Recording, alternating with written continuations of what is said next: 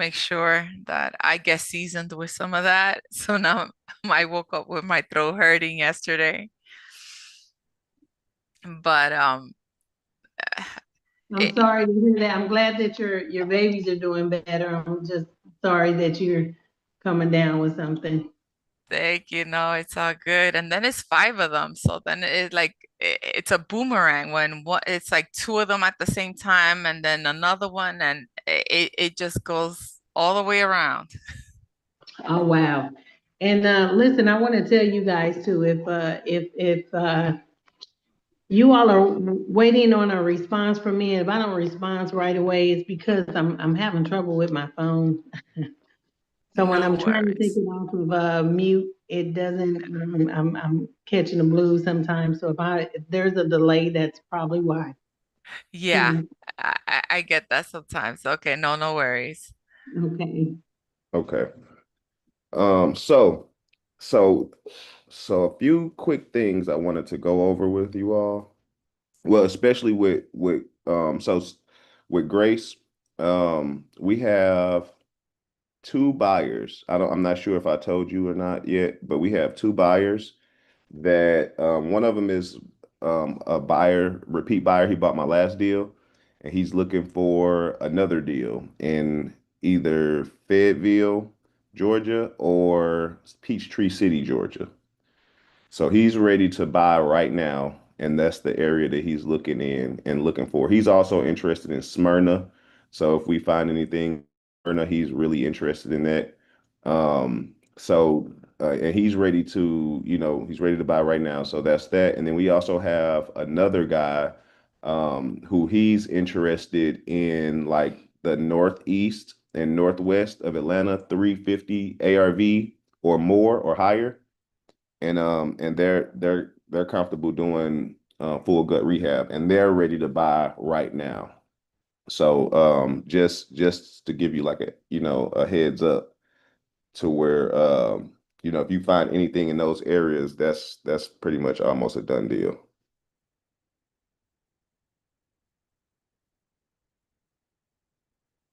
So secondly, I wanted to talk to you all about so for this month, I want to do at least I want to buy at least five properties, and I want to basically and I want to basically buy and sell five properties. And so in order to do that, I've been looking at the numbers, right? And the numbers basically show for every 35 offers or whatever, 35 to 40 offers that I put in, I've been getting like basically a deal per every 35 to 40 offers I do or whatnot. And so and that's just based off of like the numbers that I could see. It might be a little uh like a little different, but that's the basic numbers I'm seeing. So if with me wanting to buy at least five properties this month, I I did the numbers. I would literally have to put in at least like 200 offers basically this month in order for those numbers to play out as far as like the 35 to 40 offers per one deal or whatever, and so I've put like this counter thing. I'm gonna show it to you all real quick. It's like this thing that like keeps track of the offers. Uh-oh, I didn't mean to do that. I was supposed to save that house in. Um, but yeah, let me just show this to you all. So I've put this thing right here. So it's like this offer submitted or whatever. And every time like we click the every time we click the button that says made written offer on property, Yeah. yep, it's gonna change the status of the deal. So it'll change it. So up here where it says like decision status, it'll change it from offer ready to offer submitted. and then that's going to count towards that offer submitted status on this activity page, basically. So this is kind of going to help us keep track of how many offers we sending out, and that's like across the whole Podio app or whatnot. So we'll be able to, it's all the offers tallied up together. Oh, okay. Okay. Yep. That's So cool. yeah, so yeah, it's just basically just to kind of give you all like a cadence, basically of like what I'm what I'm looking to do because that that buyer that's looking for Fayetteville and he's looking for Smyrna, he's pretty much ready to buy two properties this month and every month, going forward. And then the other guy, he's looking to buy two properties per month. And then I also have one other guy named Udi. He's a builder. He's looking to buy at least two properties per month, and so just with those three serious buyers, like that five deal, like to do five deals basically is possible with these buyers like ready looking to buy right now. So it's like, but in order to do it, we got to send in like at least 200 offers. So I'm just looking at it as like so if I was to divide that up just between just us three on the line, um, let's see. So that would be like 200 divided by three is like 66 66. offers, a piece basically.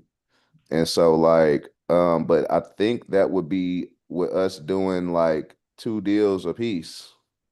I think, and that's like, so if we did, so that would be in commissions term, that's like $5,000 basically in commission terms for the month, basically. But in order to do it, that's two deals at 2,500 a piece. But in order to do it, it'd be like 60, it'd be like you'll have to like really do like 60 offers to really kind of like get in that number range or whatever.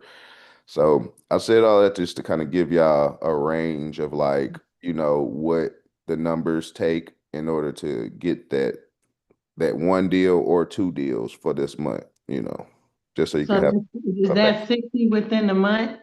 Yep, that's 60, Okay. that's 65. Basically, if you round it off 65 to 67 or 70 offers, 65 to 70 offers in 1 month will get you like at least two deals closed, like not counting the ones that don't close. Like, yeah, you may get like a contract like what happened with you with Grace, with Yeah. you know, you got the contract, but then for whatever reason it didn't go through or whatnot, whether it's the on the end of the seller or whether we just couldn't find a buyer for it, so now not counting those deals, that those two deals is potentially going to come out of those 70, 65 to 70 offers, basically like the two closed deals is what we're talking about. You may have more that you get under contract, but the ones that actually close is going to come out of like that 65 to 70 offers, you Okay. know. So yep, just to have some type of numbers based, like to kind of like go off of to like know like, where you are basically in like a deal closing or whatever. And it could just help you just kind of like stay on track. Like, okay, I know I've sent out 20 offers, but let me try to send out some more so that I could get to that 35 to 40 or 65 to 70 range to where it's increasing my probability of one of these deals closing. So. So yep, that is the Gotcha. yep, Okay. yep. Smyrna is one of them also, right? I didn't hear that. You say Smyrna Yes, Smyrna. is Yep, another Smyrna area? is definitely one of them. And so also what I've done is I've created this um app right here called the order board. And so on this order board, what I've done is I basically kind of like outline like a simple buy box for these buyers or whatever, primarily like the area that they're looking for. And like I need to put Smyrna on this one for him because he's still looking for Smyrna. Okay. And so basically like you can go to this order board basically and see that Sharon is looking for 2 wholesale deals per month, you know, and he's looking in all of these areas, and that can kind of guide you to what like areas you're looking in to increase your probability of finding a deal that could service this guy for the month, because he's ready to buy right now. He's steady calling and steady texting, so he's super ready. So anything that we find in this area that fits his criteria, they want ARVs of 350 plus, basically, you know. And so if we can get him a deal where they can buy it at a wholesale price and then fix it and then sell it for 350 plus, he's all for it. He's all for buying it like today, basically. Okay. Uh, and then this guy, he's also he's looking for 2. So let's change this. He's looking for 2 wholesale deals per month, and he's looking for it in these areas, and his ARV price range is pretty much 350 plus like the other guy. And that's just basically going off of just what he bought last time, which it was in the 350 plus range or whatever ARV range. And they bought it for, I think they bought it for 147, I think, or whatever. So yep. And then I got one other guy that I'm actually gonna add in here, and his name is Udi Perez. And I have his buy box also. Um, and so I'll put him in there so that let's move this away. Yeah, I'll put him in there too. I'm sorry, Ashari, how are we getting to that again? I'm trying So, to get to it on my Podio. yeah. And so let's see. Let me show you real quick. Let's see here. Um, he wants 2 wholesale deals. Okay, I'll show you right now. Okay, take your time. Save this. So what you want to do is you want to go here. So in this same You house acquisition, position? yep, house acquisition Okay. factory, Uh-huh. and then just come all the way to the end where you see like this little headset, and it should Yes, say order board, and I just got click it, you. Okay, and then it'll bring you here to the order board. I got you. Yeah. Yep. And so so his areas, Udi really likes like he really likes like Brookhaven and stuff. But like let's see. I really shouldn't be blasting all of this stuff on So whatchamacallit. let me get back here. Yeah, let's Let me this over just a little bit. go back. So just order board and then we pick him. Mhm. Mm-hmm. And so these are his areas that he's wanting. Let's see. I'll put these in there now. What is yours? Yeah. Next.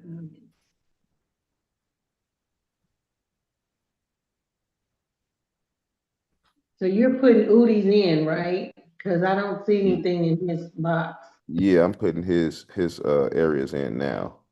Okay. Yeah. And this is gonna guide you for Udi.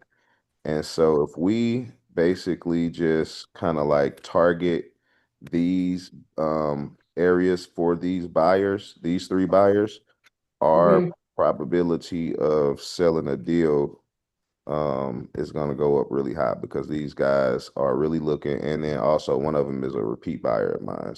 Well, actually 2 of them are repeat buyers of mine, Udi and Abraham or Adam, both of them Okay. are repeat buyers. And so I basically know that they're serious, and you know, if we find them something they like, they're gonna pull the trigger and buy. Okay. Oh man, this could really make my holiday, Shari. Yep. Tell me about it. Tell me about it. I would love to contribute towards making your holiday for You can sure. make my day. Yeah. Just a day. Yep. Just give me a win. I need a Yep. win. Yep, there we go. I want to get you all that win so bad I've because I been, want you all to experience the success of closing one of these deals. yeah, I've been spending a lot of time updating a lot of information because I Mhm. had like 11 agents in here and I needed to go in there and update a lot of that information. So Mhm. that's what I've been doing. But I did a follow up on that one agent that I Mhm. spoke to, and Stephen, Mhm. and I updated and I put the new property in that he shared with me. Mhm. I spoke to him this morning, Shorty, Okay. and so it went well. Nice. It went well, but he just said, okay, I followed the prompts and everything, and he was just like, okay, but he didn't dismiss me, There you and he go. didn't put me on his crazy list, so There that's you a good go. thing. There you go. That's a great Yeah. thing. So when we ended the call, it was a nice, friendly disconnect. So Yep. we did good. That was good. And that's perfect. And that's exactly the way, that you want to end it off, with any agent is like you want it to be like, hey, this one didn't work out, but keep me in mind for the next one. Let's get something done here, and it's like, okay, let's see what we can do. And it's like, all right, talk to you later. And it's like Yeah. that good energy of like keep me at the top of your list. I'm not in like this bad space with you, you know, Mhm. and I'm letting you know that we looking. So those type of Right. And then relationships. I heard back from another agent. Mhm. She had returned my phone call, and she said that the seller didn't want to go with the offer that we were given. That she wanted to wait, Mhm. but she said if anything changed, that she would give me a call back. So I saw that as a good sign Nice. That is a because she good didn't sign. say no. So as long as it's Right. not a no to me, that's a good sign. Right, Okay. exactly. Yeah, it Mhm. just means they weren't open to the offer and maybe they might be later. So that's perfect. No problem with, there's nothing wrong with that at all. So I did go in and update the system. Mm-hmm. Um, and I think I have a few more to update because I had like 11 of them. I wanted to make sure I update them. There was another guy, Nakel or whatever. I was revisiting the property. I wanted to look that up before I reached that back out to him because that's the property that's where the square footage is like 870 something. Mm-hmm. But he's saying it's a 6 bedroom house, 2 bath. I think it was like 6 bedrooms. I don't have it in front of me. 6 bedroom, 2 bath, and I'm like, well, in an 876 square foot house, was a little iffy. Mm-hmm. And so I wanted to look in there, but the houses around it is pretty lit. Mm-hmm. There are a lot of sales going on around that area, and there have been some houses that sold within like 1,100 square feet, 3 bathrooms, 3 bedrooms, 2 bath, Mm-hmm. that was selling for like a nice little price. So Okay. I'm gonna have to reach out to him. Okay. Nice. Nice, nice. Yep. Well, um, If well, nothing definitely. else, I'm getting my experience in. Yeah. Yeah, definitely. Um, okay. Well, that's amazing. That's like the essence of this is like to just keep on, putting in these offers, keep on talking to these agents, and uh-oh, let me make sure I'm not gonna get disconnected from you all. Hold on one second. Give me 1 second, y'all. No worries. Let's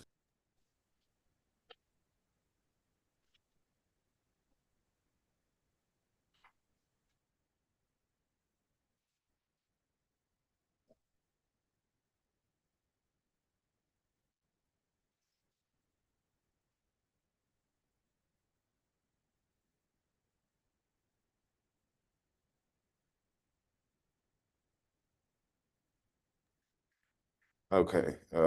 Yeah, I might get disconnected, but yeah, that's the essence of doing this is just kind of like be repetitive with talking to these agents. And then a lot of times the agents will start sending you properties, you know, that's not even on the market. Give me 1 second. Mhm.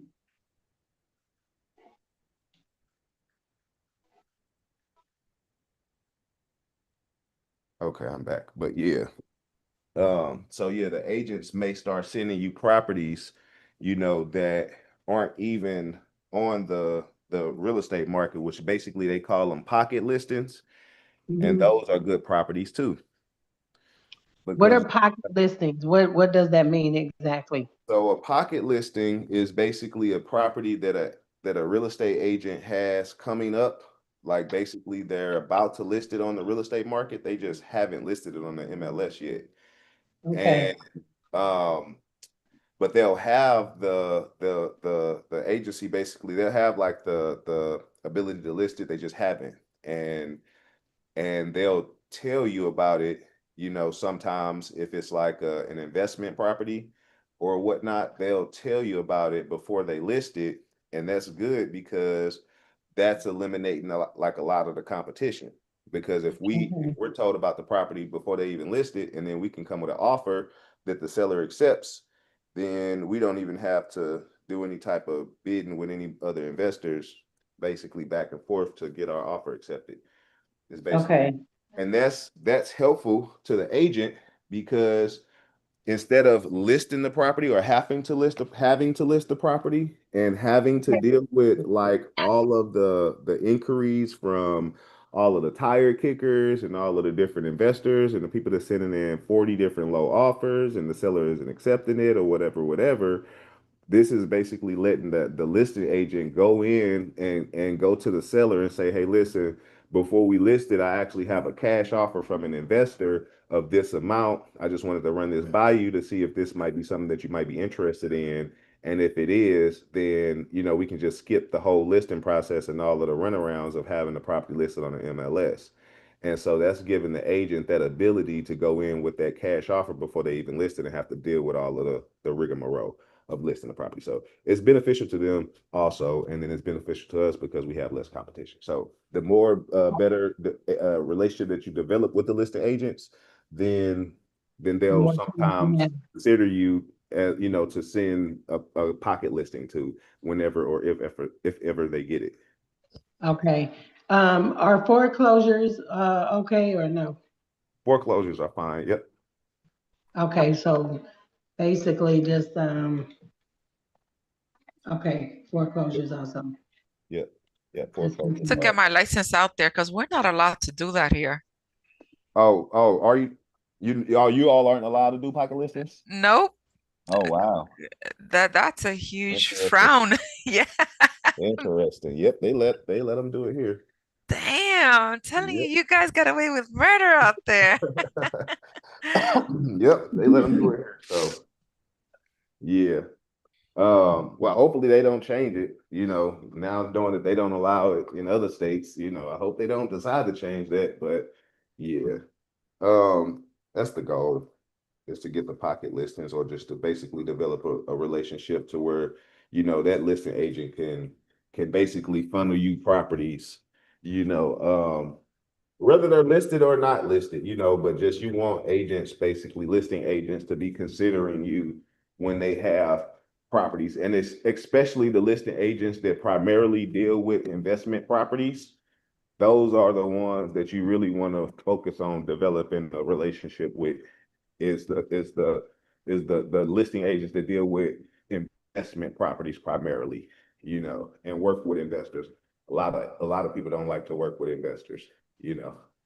Right. But the ones that do like to work with investors, then those are the ones that you want to cultivate that relationship or whatnot. So, right. Shari, I have a Yeah. question. So when I just put in like a certain city, Hmm. it doesn't give me a whole lot of homes that are like distressed homes. It gives me a lot of houses that are for sale, but Hmm. they're in, pretty good shape. Is it Uh-huh. because I'm living in a direct city or do I just need to, I No, don't know. sometimes it's not a lot of properties that make for good rehab properties or whatnot. you know. Okay. A lot of properties that make for good rental When you put it properties. in the direct city, Um, if you put the direct city in, it should show you all of the properties that's for sale in that city. right? It shows me a lot of, really, houses that are not the kind of houses that I'm looking for, though. Right. That's why if I circle certain areas, narrow down a number of areas all at once, it gives me a whole list of houses that falls under the category in which I'm looking for. But if I push in the direct city like Smyrna or Peachtree City or something like that, it gives me a lot of homes that's for sale, but not the kind of homes that I'm looking for. Do you have your list sorted by high to low? I do. Okay. Do from low to high. Sometimes when you refresh and just go, sometimes a new one will pop up. Mhm. Okay. Like just refresh. It doesn't hurt to refresh every once in a while, and something new will, It most pops of the up. time for me, will populate. Yeah, I'm like, oh, this wasn't here Okay. before. Okay, that's good to know. 1 second, yeah. Okay. Thank you for that, Grace. Uh, Anytime. hmm Oh, I certainly hope you feel better, Grace. thank you. I gotta sage the house and Mhm. I was taking some medicine that this medicine had me was affecting my esophagus, and it had me coughing all the time, and it just sounded really, really bad, and I couldn't control it. And they just took me off of it not that long ago. So that's why I can talk and not have to worry about coughing so much because it's starting to fade out. But that medicine had me so messed up, you know. You oh think my God.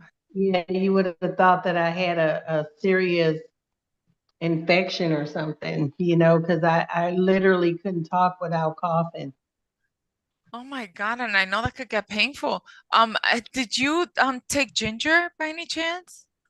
I didn't. No, but my daughter was trying to, suggest some things that I probably could have took. But I was told that that medicine can have a serious effect on my esophagus, and it was definitely the cause of my cough. So now I have to go and see a gastrologist just to make sure that there's been no damage done there. In the meantime, Miss Angelica, I highly recommend juicing ginger. I put it Okay. in my regular water that I drink with ice. hmm I make tea first thing in the morning with it now. That's what hmm I did for the kids. That's how they got better. I'm taking it now. I have my water, and I think we would have been worse. They would have definitely would hmm have had I not given them this. But the ginger's amazing, not just for your lungs, for the cough situation, hmm and all your bronchioles, but it's amazing for your digestive tract and your Now, do I need to put esophagus. it in tea, or can I just put it in something else, like regular water, or? Yeah, you could. I put it in regular water. I also make tea. I drink it straight. I do ginger shots. Mm-hmm. I Now, keep you can stop talking, yeah, my juicer. I don't play with that. I love my juice. Yeah, But the yeah. ginger is amazing because I had gastritis and I haven't had pain in months. See, I had gastritis too. When I was having really bad chest pains years ago, and I had to go and see a specialist. They had to put a tube down my throat. They said I had a hole in my esophagus, Oh so I had my to take God. yeah, I had to take medicine for that. So that's another thing too. They want to put me to sleep, put a tube down my throat to make sure that I don't have any ulcers down there, and there's no hole in my esophagus. M- So Um, I uh, yeah, drink some ginger on a daily, like a yeah. few times a day. Like let that be like, don't drink water without it. Like instead of lemon and water, make that hmm ginger and it will start healing all that stuff in your stomach. Really? How Yeah. much ginger do I use? Oh, that's on you. Like I drink it to the point where I sweat. Like if I'm hitting, like if I'm having some spicy wings. Okay. But That's however good you to could know. take it, you could put a little bit or a lot. But Mhm. it's done some amazing things for my stomach. Now, are you saying ginger like the seasoning, or the whole ginger? Do I need or No, just a real ginger. I real juice it. ginger? Yeah. Okay. I put it in the juicer and um you got to buy a lot of ginger so you could get a lot of juice. To store it, I put it in a Mhm. mason jar in the fridge and it Mhm. lasts up to a week in there, but I it usually never that lasts that long for me. I usually drink it beforehand, but It's good to know. it's Thank really you for good for that. you. I appreciate you sharing that. Thank you. Oh, anytime. I'm trying to find some good healthy sources that I could utilize that would help me because I've been trying to get off of my medicine. I'm really trying to let up on this medicine. I think the medicine is what's making me worse, if you ask me. I really want to start taking things that are more natural. So I'm focusing on that. Yeah, because those medicine, they fix one thing and they mess up another all the time. And that's what I'm going through. And that's exactly what I'm going through. I used to be perfectly healthy at one time. I was perfectly healthy. I could be in a room full of sick people and it didn't affect me. And now it's all different. But you know So, what? It flip that script. Flip that script, Miss Angelica. You got yeah, this. I got it. I got it. Now, if I can just get me some agents that can comply with me and just give me some good news, I'd be happy. Ooh, girl, that's what I. Yeah. I've come close. I have two that's a possibility. They said that things don't, if anything changes, that they would give me a call back. I'm gonna take that as a sign. It's a plus sign. That's a plus. 'Cause I've gotten a couple agencies that said that they've already, they're closing or have already closed on the property. Um, and one in particular, he didn't like my offer, so he was gonna put me on his crazy list, but I had to make amends with him so we can stay friends. I wanted to stay friends with him because I don't want to lose anybody. I hear that. Yeah, because it could get and I find that when we went from 50 to 70, Mhm. that made them that's made it just a little bit more challenging Yeah, to start off with. Yeah. yeah, made it challenging. But I'm trying to, you know, um, I'm trying to put a little something together that can help my little my pitch when I'm talking to them. Just trying to make sure that I gather more information so I can have a better understanding. Because in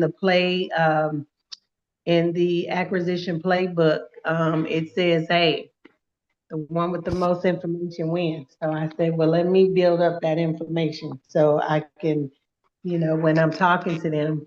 I asked one agent, how are you pricing your property? Like what comps are you using? And he went and told me all about how he was an agent for 30 years and he went down that line. I said, okay. So I didn't challenge him too much because there's still a lot of things that I'm trying to learn and I didn't want to lose him. So I let him have that win. Yeah. But the Yes, next time we talk to him, Grace, I want to be ready for him. you got this. You look at you. You already know you we're picking and choosing your battles. Love Oh it. yeah, I'm picking and choosing my battles. I'm trying to hold on to him because I don't want to lose him. I don't want Yep. to lose him. You will get it. You will get it down packed soon enough. Absolutely. I'm definitely Uh, working toward it. yeah, the more that you do it, it's like going to the gym. The more that you do it, the better you get. The more Mhm. that you do these numbers and the more that you comp properties and make offers, and it just gets easier basically because you get more familiar with everything. It's only so much to it. It's not Mhm. like a unlimited amount of things that you got to know. It's only so much to it. And once you kind of get a grasp of that so much of information, then you pretty much just start getting comfortable with it after a while. So Oh, you'll yeah. you'll have it after so And long. that's what For I'm sure. looking forward to. Believe me. Yep. Yep, for sure. That's what I'm looking forward to. Get it.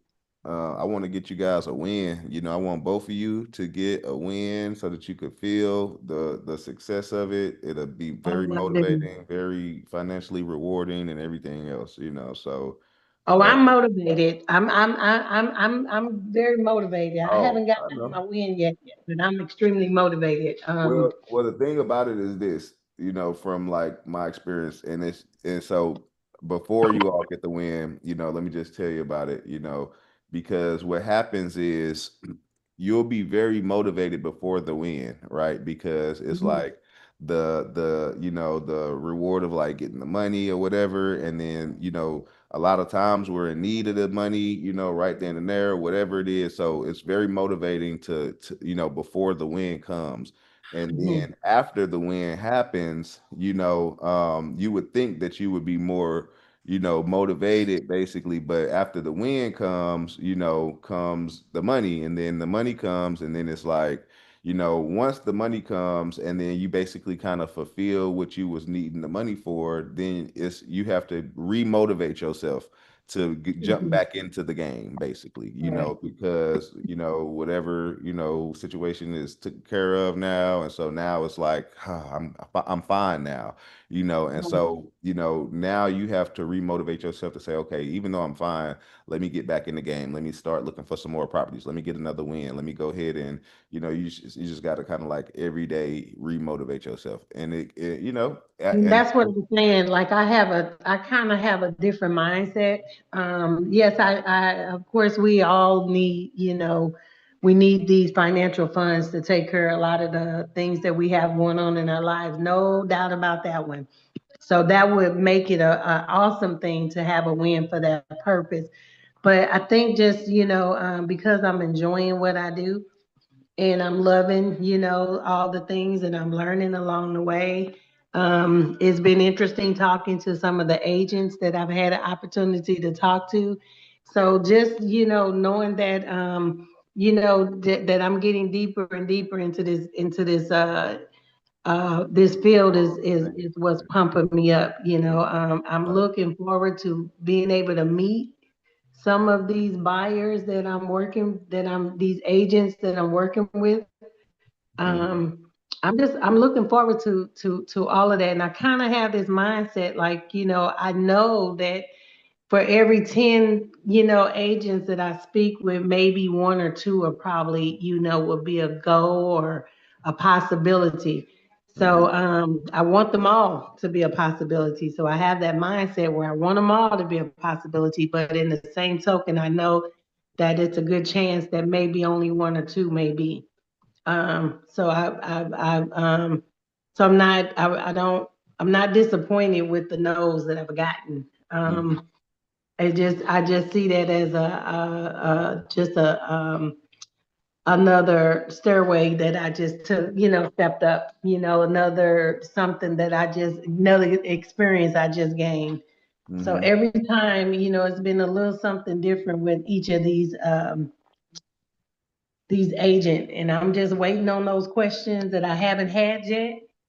I'm waiting to hear when we have these meetings. If there's something in there that I have yet to experience that I can add to my notes. So if I do have to experience, I'll be ready for it. Mhm. Um, that part. If I can just, I know that the more I get it, the more I understand it, the more I, build up my knowledge on everything that I need to know when talking to these agents. Because that's the most important thing. I'm zeroing in on everything, but I'm mostly zero since I have to deal directly with these agents. I'm trying to zero in on a lot of things that I'm gonna have to be ready for Mhm. when I'm talking to them. Because I got that part of that little section that you mentioned, the one with the most information wins. And since I'm looking for a win, Yep. I'm trying to get as much information as I can.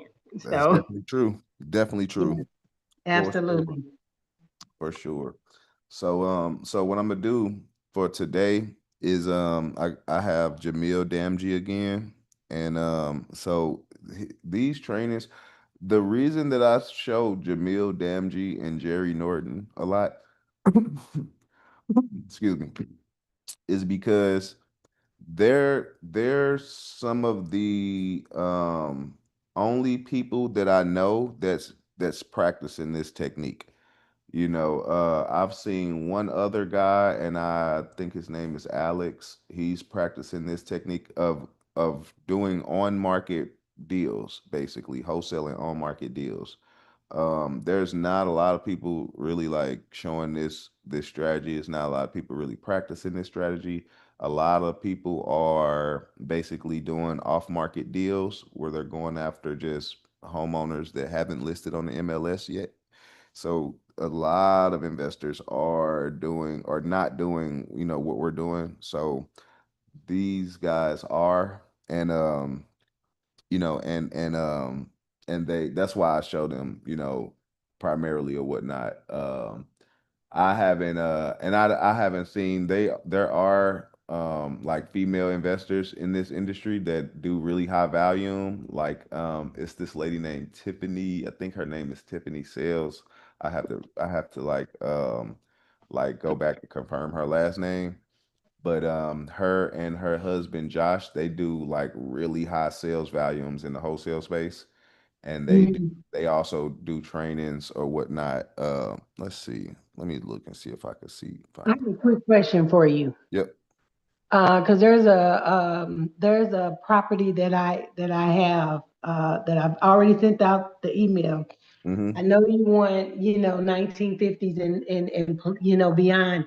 Mm-hmm. But this house was built 1920, not the one with Steven, the one that I talked to. This is a different house. It was Mm-hmm. built 1920, but the comparisons, the comps that I looked up, Mm-hmm. uh, there were several other homes that were still in the 1920s, but they sold for a nice little price. Mm-hmm. You know, 350, 400. One was like 230, something like that, but they were still in the 1920s. And it was in that area was pretty lit too. Mm-hmm. You had a lot that was like 180, 190 also, but you had quite a few of them that was in the upper numbers. Do I proceed on with that or Yep. because it is 1920? Yep. Definitely. Okay. Um, 1950s is like some of our buyers' preference, like hedge funds. They're gonna be really strict on the date of the build of the property. But Hmm. like just individual investors, they would prefer certain dates, but a lot of times they're not going to be set in stone. And so if it's a property from the 1920s, a lot of our Okay. buyers it's not going to be really too bent out of shape because of that. So yes, still definitely pursue it. Okay. Thank you for that, Yeah, Charlie. no problem. Did y'all have any other like deals or questions or anything that y'all working on that y'all wanted to get some help on while we on the call? No, No. I was trying to do a lot of my updated information, putting that stuff in the files because that's been really because I had so many of them and I hadn't updated them. It was just really time consuming for me. Mm-hmm. Um, because I'm, still trying to learn everything. But now that I have that mostly together, this way I know whenever I go to do each file, I'm gonna update it as I go because putting them to the side, trying to come back to them, that can be a little, Mm-hmm. you know. But Yep. outside of that, no. Okay. What about you, Grace? Yeah. Questions? No? No, the few that I have to update, but there were no goals. I'm still waiting on one of the agents said they were gonna get back to me, but they were very snippy. Mm-hmm. They really took the offer as an insult. That was definitely the case. Mm-hmm. But I just have to get down and just get more and Yeah. put in more. That's basically where I'm at right now. I have to get back in it and really like the first go, I spent like a whole weekend getting some in, and that's what I gotta do. That's I gotta do Mhm. this week is just spend my all my nights and put it in there. Mhm. And Yep. then during the day to call, because especially with the 2 hour, at least it's only a 2 hour difference now. So Mhm. during the week it becomes easier to call versus looking and calling, like squeezing Mhm. in the time. Yep. Yep. Yep. Totally. I do the same thing. You know, I'll put in a bunch of offers on Monday and then I'll call Tuesday, you know, or I'll put in a bunch of offers at night and then call in the morning, you know. So yeah, definitely it definitely helps to like break down the work like process basically. Yeah. Hmm. Yeah, I found that to be it doesn't feel so overwhelming Hmm. instead of having to like squeeze all that time in a day to call, because even to look, and when you're doing the you know working the numbers, or a lot of them don't work out, just Hmm. because they look distressed doesn't mean that it's going to be a good deal. So when you get Hmm. in there, they're not all good. So searching for them in itself along with calling can be Hmm. challenging, and these agents, a lot of them don't even answer their phones more than half the time. Yep, exactly. Exactly. It's crazy, right? Yeah. Yep. So yeah, it's definitely a it's a balance, um doing the acquisitions part or whatnot, but like just finding your cadence on it is gonna be, what really kind of like sets you up for the success part of it, like how you're doing. And that just comes with time of doing it. You'll just naturally just like the more that you do it, the biggest thing is just to not give up on it and to not quit. Because it's gonna take a while to really get comfortable with it and really have like some real deal success or whatnot. But as long as you don't quit, you're gonna come up on that success or whatever. With as far as like with so because we're offering inside of the investment zone basically of where we need to be for like fix and flips, the nature of it of what we're doing, we're gonna get, you're gonna run into a lot of people who are, snappy. They're gonna have attitudes. They're gonna not like us, or, think that, we trying to offend them, or think that we're trying to take advantage of them or get over or something like that. So we're gonna run into a lot of people like that.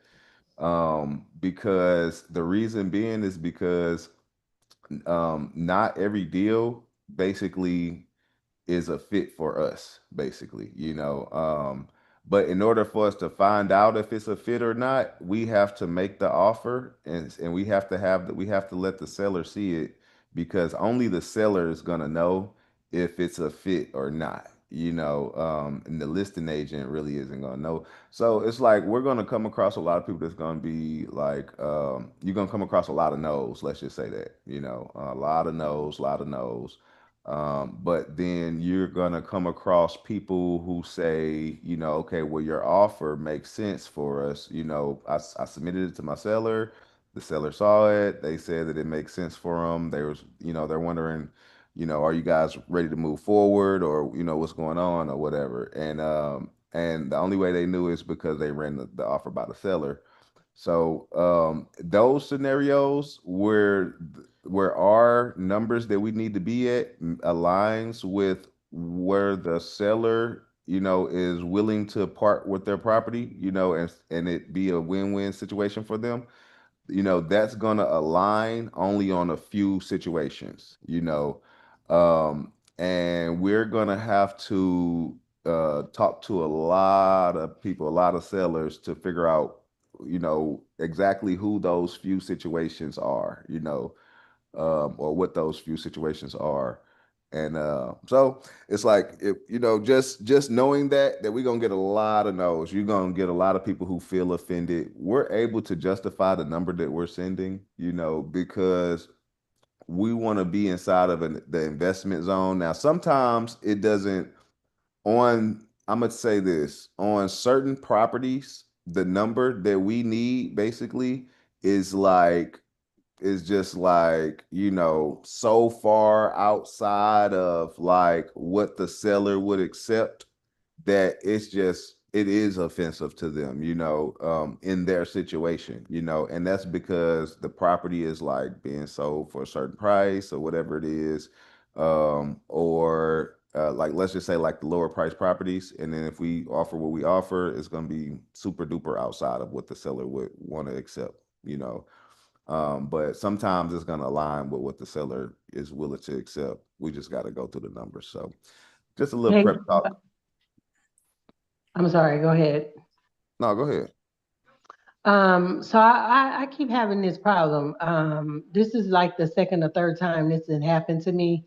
When I go into the offer machine on Podio and I push in the address that I've already saved in my system, Mm-hmm. and I put the number in there, and it'll say, um, when I'm trying to search for it, it'll say not found. And I Mm-hmm. know I put it in there because I'm looking at one and I just updated it yesterday. Mm-hmm.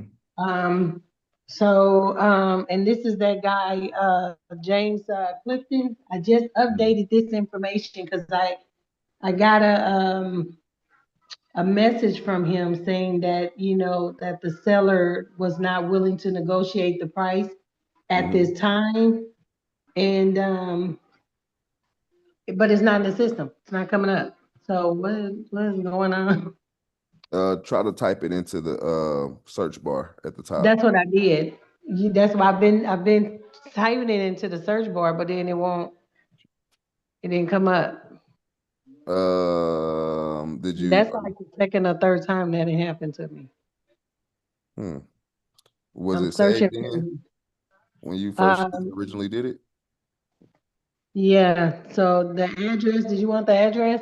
No, I'll help you out with it after the call. I'll help you out with Okay. it. We'll figure it out. All right. Because Um,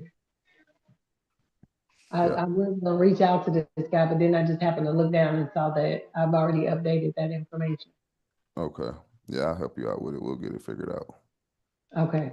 I'm gonna go ahead and play. I want to play Jamil Damji and let him call some cold call some agents live, just to kind of give like a mix of some of the stuff that he does and says, and then you all have heard some of the stuff I do and say, and that way we can just kind of like mix and match because he has some really good strategies and tactics and pointers and tips and everything also. So this one is another one. I know that it was one of them where they were like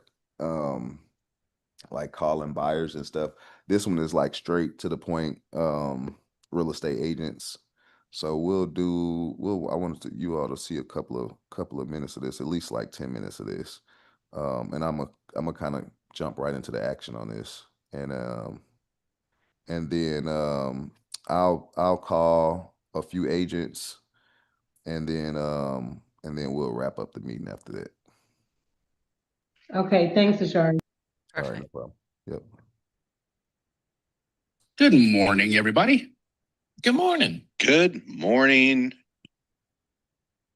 Takes them to Zoom, right? So what do they do at that point?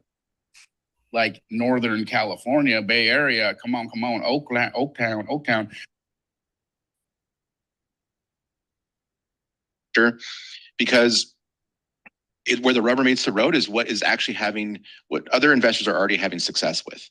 So if you don't know what another investor is willing to buy and flip, you educate yourself on local markets. So you guide each of us to your purpose for our lives. So we start with a prayer. And the reason for that is I truly believe that anything and everything we want or need in our life will find its way to us through God if we ask and take a step towards it. Again, if this makes you uncomfortable, that's totally fine.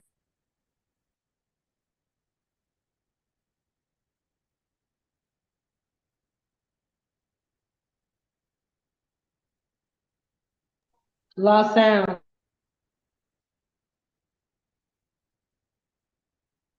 Yeah, I can't hear the prayer. I can't hear the video.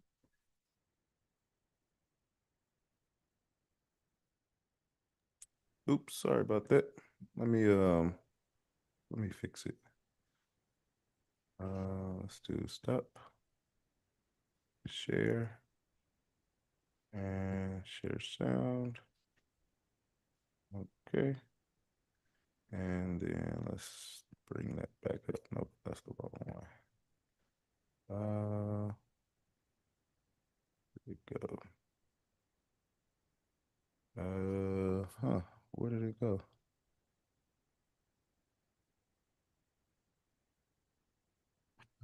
Did I close it? Okay, there we go. All right, let's take it back just a few. And Totally fine. You can mute me for the next 30 seconds You because all hear I it now? will pray. Anyone comfortable? I can That's hear you. totally fine. You Okay. can mute me for the next 30 seconds because I will pray anyway. But if you'd like to join us, let's get it. Father God, we love you so much, Lord. Thank you for today. Thank you for opening all of our eyes and giving us breath, for giving us the minds to connect and communicate with one another. Lord, we are so grateful for that. God, we ask that you guide each of us to your purpose for our lives, so that the steps we take are your steps, the words we speak, your words, the actions we take, your actions. God, we ask that you guide us to those individuals that'll be of benefit to us, either through a financial gain or through a lesson we need to learn. And we ask that you deflect us from those individuals that could waste our time or bring us harm. Lord, for any of our participants today that need any further understanding of the concepts that we'll teach, we just ask for perfect clarity in their minds. And for any of us and our family members that may be suffering through any physical, emotional, mental, or spiritual pain, we just ask for perfect healing in our lives. And Lord, it is with humble hearts and in your heavenly name we pray. Amen. Amen. All right, let's get it. All right, let's do some real estate Let's do jujitsu. some real estate jiu-jitsu and hear what these conversations sound like in the holidays. Hi, guys. Hi. We got so many people asking for Sammy's contact info. Sammy, put it in Sammy, the chat. throw your number in the chat, dude. Sammy. Sammy, put your number in the chat. All right, let's rock and roll. Ooh, I love it. Tato Bayo. Why Naruto? You guys want to know why Naruto? Because my wife loves Naruto, and I love my wife. Oh yeah. That's it. Where's the linky? Edward, are you talking about the challenge link? Cool.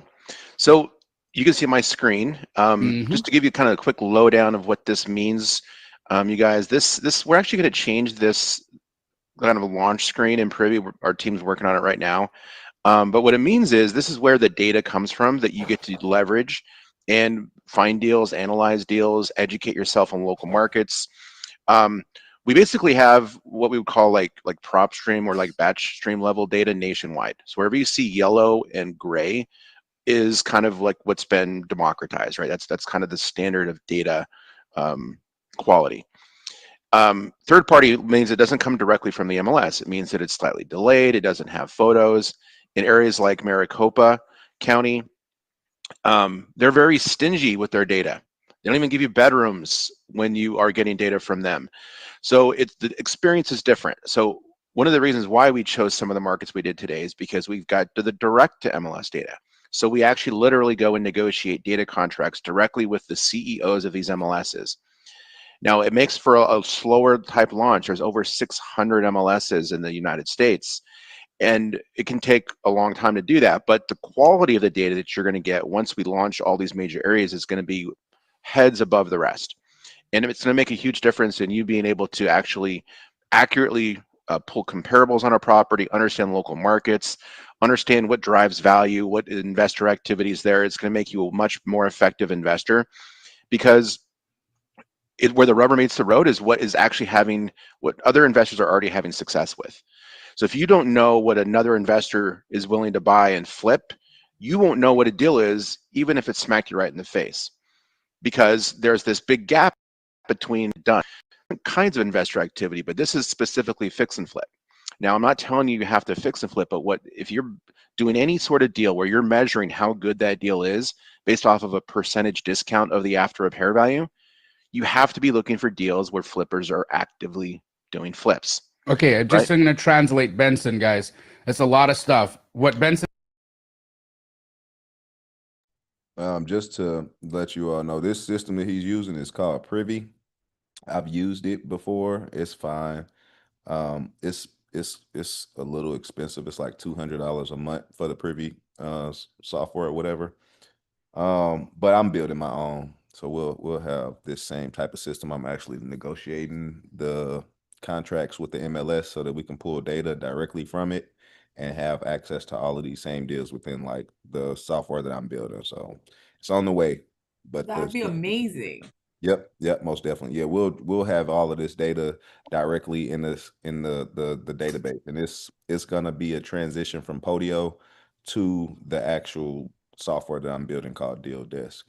So we'll have, Shari, your thing is this meeting thing is not getting ready to cut off, is it? Because my thing is usually when it get ready to cut off, I have this little message thing up top saying leave, giving me the option to leave the meeting. Are we still good? Yep, we still good. Okay. All right. Thanks. No problem. All right, I'm gonna start the video again. saying here, guys, is this is where the buyers are, and it's telling us what percentage of ARV they're buying at. That's it. That's the nuts and bolts of what he's putting together, right? He's showing you, guys, this is where the investor activity is, and this is where they're buying. That's it. Yeah. Okay? And that's how you prove comps, right? That's how you prove. That's how you, and especially in a market like right now, that's what we need to know. We need to know where are the buyers and what price are they buying at. I had somebody ask, hey, I'm in Astro Flipping and where are the deals at? Guy, go to the Facebook group, come to the calls. There are a plethora of opportunities there. Participate, my friend. And if you are not, over 2,000 flips have been done in kind of the general Denver Front Range area compared to some other areas. More look let's get right into it. I want to do less theory, more action, because we don't have a ton of time today and I want to get on the phone. So let's look at some potential deals. Cool. So here's all of the closed deals, right? So this is how you know what a deal looks like. Awesome. Now, so you say you want to call agents. Do you want to call the agents that listed these properties? No, I want to actually let's get a list of some buyers first. Let's start with the buyers. We heard on Wholesale Hotline last night, guys, that if you are brand new to this, the way into the business is first connect with some buyers and find out what they're looking for. True. So we've got some deals that just sold that look like flips. I'm going to start making a list of the LLCs, and then we're going to get see cool flip panel on.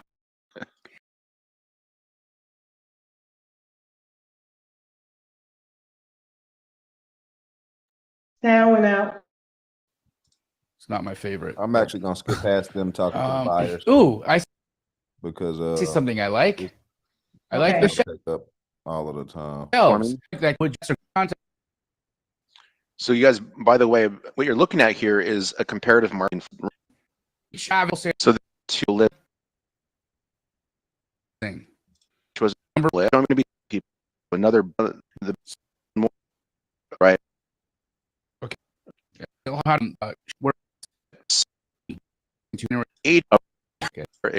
You're with the viewer. Some of these all the stuff I do on the disposition side. What agent group going is that okay? Gene 5 this. Okay. Also, when you guys are on Facebook and you let's see.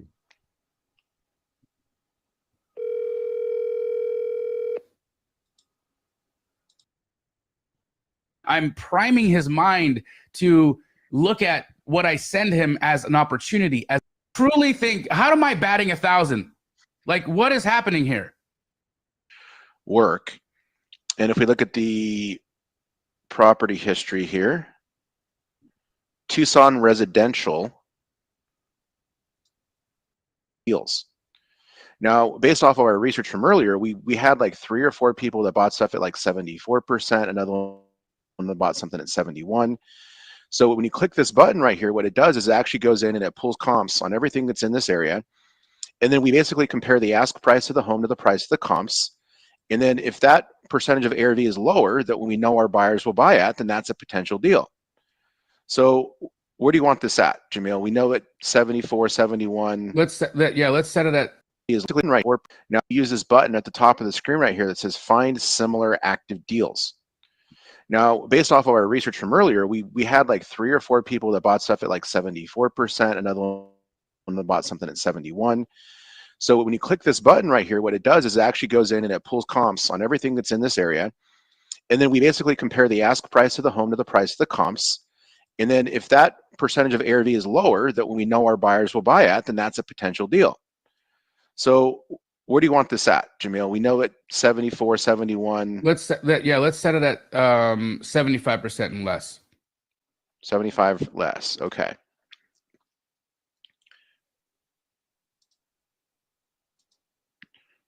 All right, guys. So what it's doing is it's comping all these houses out for you.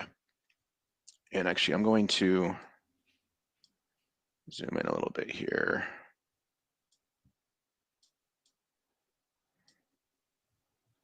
Now let's see what we got. So here's one that's for 417, 425, 430, 499, or 399. We got below 400, right? So we had that one buyer, was it Tatiana, Yep. said you want to be lower than 400? We got one right here. It's 399, 3 How long has it bedroom, been on 1 the bath, market? 3 days. Okay, let's call her. Let me Who's just the look at agent on comps this? What's real the name? quick. The agent's name is Toby Waters. Okay, phone number. And then we got a comp here that was just flipped recently, went for 545. So that would put this one at asking at 73%. Okay, All right, let's call Toby.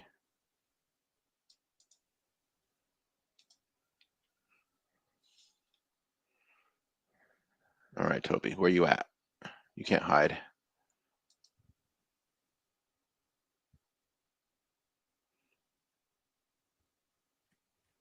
that's But him. Toby wants to hide. Oh, here it is right here. 720 300 5114. Okay, what was the address of that? Virginia. West Virginia Avenue.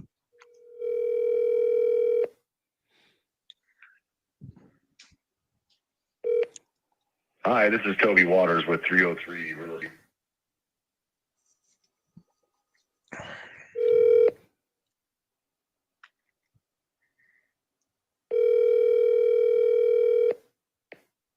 Hi, this is Toby Waters with 303 Real Estate Advisors. Leave me a message. I'll call you back. Toby, how you doing? My name is Jamil. I'm calling about your listing at 3228 West Virginia Avenue. Give me a call back at the number I called you on. Appreciate it. Thanks. Bye. Ha ha! Got you guys. You thought I was gonna say my phone number again. I'm not. Let's go. All right. I did that last time and my phone blew up. It was insane. Oh my gosh. It was insane. All right, this one's a little tricky one. I'd say it's close to like this industrial area. Okay. It doesn't mean we can't write an offer on it. We can write an offer on it. What's the number of the agent? All right. So this is Aurelio Lopez. Okay. Aureliano Yepes. I can't read. Aureliano.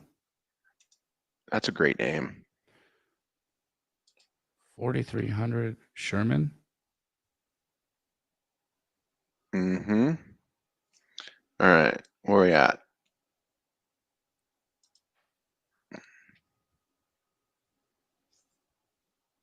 Okay, phone number.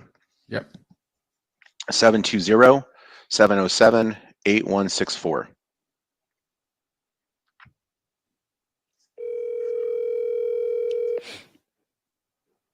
Sherman.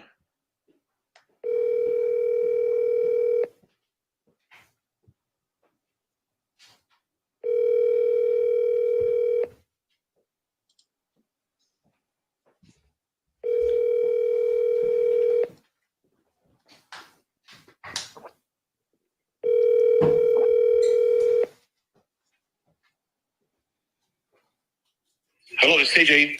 Hey, is this Aureliano? Yes, Do you got the listing at 4300 Sherman Street? I do. Amazing. Can you give me some details on it? I saw it, you know, obviously a fixer-upper. Just wanted to get some more information if you got any. I do, but I think we just went under contract last night. Let me double check. Oh, okay, good. Congrats. Thank you. Let me see.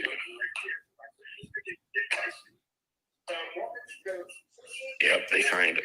They signed it. That one's pretty much gone. Okay, okay. Did you sell it close to list price?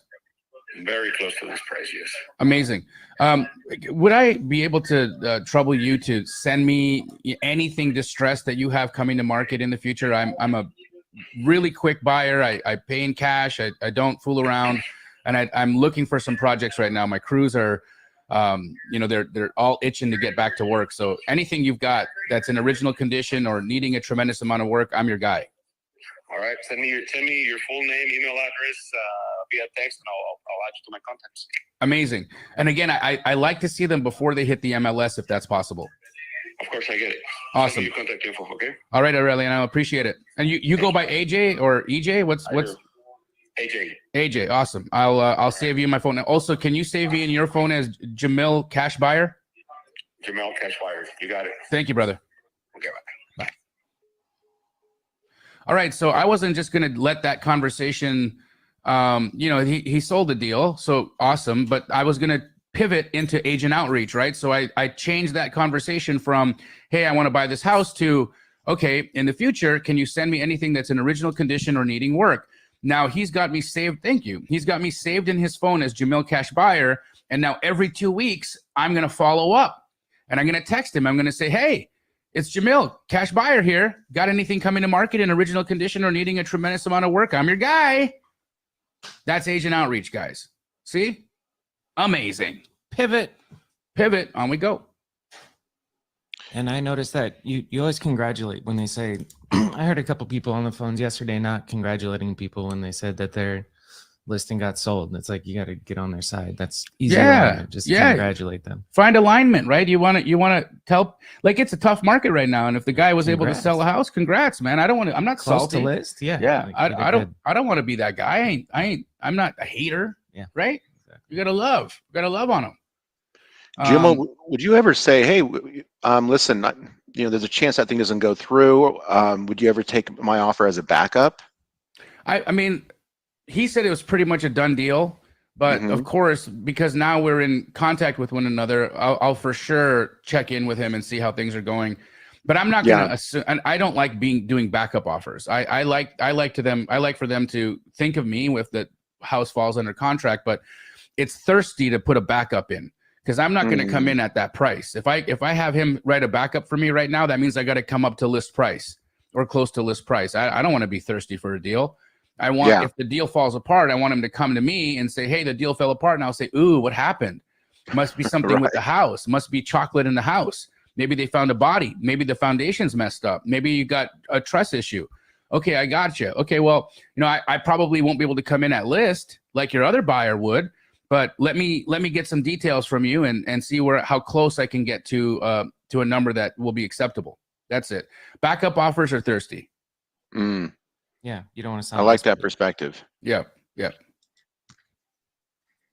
Okay, let me see if I can find Rusty's info here. So this is another property I just found. That's an office line. Really good jewels he dropping. Really good jewels on like the posture, you know, of you know, that we have as investors, basically. Yeah, I like that. Yep.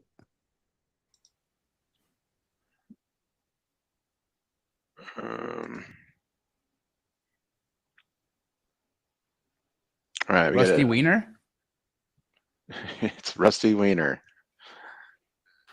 Ew. Guys, his name is Rusty Wiener. Okay, what's his number? He's probably really nice. He got bullied in high school, and now he doesn't bully people. He's a really nice guy. 303-601-5807. 303-601-5807. Yes. Yep. And the property is this one on Cherry Street. Cherry. 1371 Cherry Street. Okay. Pop All cherries, original. Rusty Wiener. Oh my God, guys, this is just, I feel like this is like a prank show or something. Yeah. All right. Hey, is this Rusty Wiener? Hey, Rusty. Oh, Yeah. dude, I thought you were on the phone. No.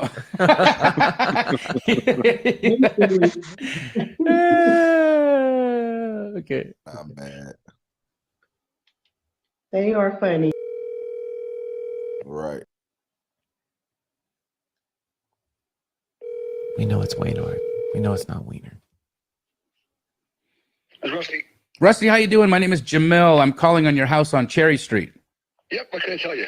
Well, I'm looking for a fixer right now. My crews are a little, desperate to get back to work, and I just wanted to get some details on this one. Okay. What do you know about it? It's got 1,378 square feet up, 3 bedrooms, 1 bath, a kitchen, living room, dining room. Then it has a 1,100 square feet in the basement. It's got a yard, 2-car garage. But it needs some work, that's for sure. Yeah, that's my favorite. I love the fixture. So the basement, is it completely undeveloped? No, it's got a work room, a family room, but it needs all kinds of work too, Okay. you know. So, Rusty, before I got on the call with you here, I was running some numbers, and I like the house, and it's priced just a little bit higher than what where I need it to be for the numbers, but I'm coming in unrepresented, so I don't have an agent. I'd love for you to represent me, or if possible, maybe you can let the seller keep the 3% if you don't want to do that. But I'd have an offer around $600K. Do you think we could get that done? Sure, I think that would work. Yeah. Okay. Yeah. Rusty, this is what I'm going to do. I'm going to text you my LLC information. Or would you like to write the offer for me and represent me? I can't represent you because I'm representing the seller. Okay, so I'll just come in unrepresented, make it easy for your seller, and now we'll do an offer at $600K, and we'll go from there. Okay. Have you even looked at the property? I've just seen the photos, but as soon as we get under contract, I'll have my entire team come out and we'll do a full job. Okay. All right. When I get back to the office, I'll call you and we can figure it out. Okay? I appreciate it, Rusty. Have a fantastic day. We'll talk soon. Yep. Thanks. All right. Bye-bye. Bye-bye. Come on. What y'all think about that call? Yeah, I like that call. I think that's, if I'm not mistaken, I think you had something similar like that in the playbook. Mm-hmm. And if it wasn't in the playbook, I believe we had that discussion during one of the meetings. Okay. Yeah. Thanks. Okay. I'm gonna keep on letting them call. You're gonna do a few more calls, and then I'll jump on. I'll do a few, and then we'll wrap up. Okay. Okay. All right. Oh, no. What the heck? Why wouldn't I go to 550? Because it's just brand new listed on the market. You can't go that below MLS list when it's something just got listed. But I went for a 45K drop. Okay, Yeah, now right out of the gate. Let's comp this sucker. Okay. It really is that easy, guys. It's truly that easy. Let's comp it. 1371 Cherry Street. What's it worth? Well, we got 2 flips in the same neighborhood. Both of those sold for $885. Come on. That's pretty good. And what were the square footages? The square footage is both smaller. So one of them was 1254. The other one's 1293. We're at 1359. So we could say a 900K ARV. Yeah. I mean, these sold. Well, actually, let's look at the month. So the one that's 1254 sold in September 23rd. The one that's 1293 went in May. So 900, maybe, depending on the level of construction. But if we check out this one that sold most recently for $885 on Eudora Street, now that one does have an additional bedroom and bathroom. Okay. The other one's is a mirrored match. Look at that. My gosh. This is a deal. So this one here that went for $885. Those are both Tudors. What's ours? It's a It rancher. is. Yeah, let's look at the front. Wait, does that have a pitched roof? Could that be a Tudor too? Man, that's a crappy photo this guy took. Look at this. You can't even see the roof. Let me do a quick Google. Okay. It's a chance that this could be a Tudor. Man, even with the phone, how do people make photos this bad? It's crazy. So this question I'd like to know too, because you kind of said an offer, you No, gave them a it's number close. before even comping. Yeah. So You just had a feeling. Or what? I wanted to just try like 40, 50K under list. Now again, if I was way off, I will then backtrack, call the agent and say, hey, I was looking at some more numbers and I think 600 will be off. I think I actually need to be at like 575 or whatever.